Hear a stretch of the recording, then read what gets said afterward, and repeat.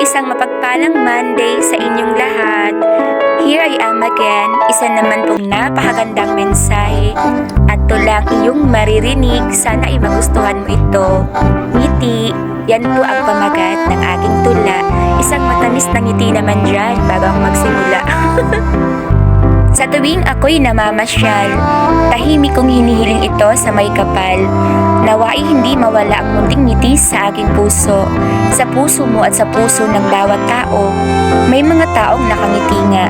May mga taong palaging tumatawa, malulutong na halakhak ay maririnig mo pa.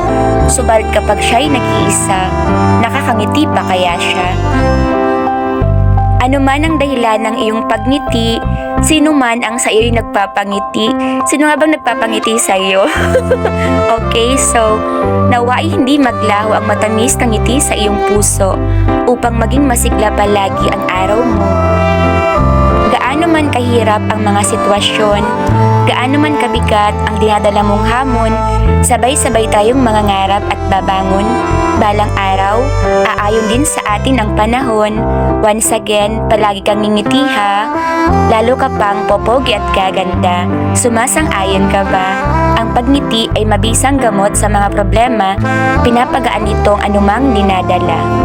Moral lesson, keep the pure smile not only on your handsome or pretty face, diba? But also a sweet smile in your heart. In order for us to be motivated each day, let us just count all the blessings that we have right now and not the storms, frustrations, and trials, diba? We're blessed beyond words. Palagi po nating ilalagay yan sa ating isipan. Sabi nga po sa isang verse, Kawikaan 4 verse 23, ang puso mo ay ingatang mabuti at alagaan, pagkat iyan ang siyang bukal ng buhay mong tinataglay.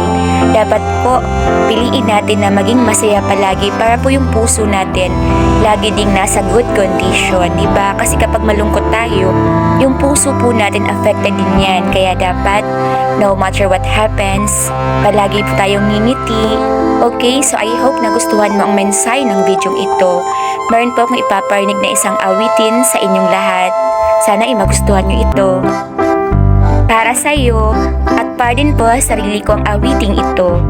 Kung mabigat ang suliranin mo, Diyos na may hindi lumalayo sa'yo. Angeles ng Diyos ay tutulong, pagkat mahal ka ng Panginoon. Diba po, minamahal niya tayong lahat, kaya dapat palagi nating bibilangin ang bawat pagpapala na meron tayo. Gaano man yan kaliit o kalaki, yan po kasi yung magiging guide at magiging inspiration po natin para lalo pa tayong magpatuloy kahit po kaliwat kanan po ang ating naranasang hamon sa buhay, diba? So once again, count all your blessings in life, diba? At palagi ka rin ngingiti. It's a simple reminder from yours truly. Bye everyone, keep safe.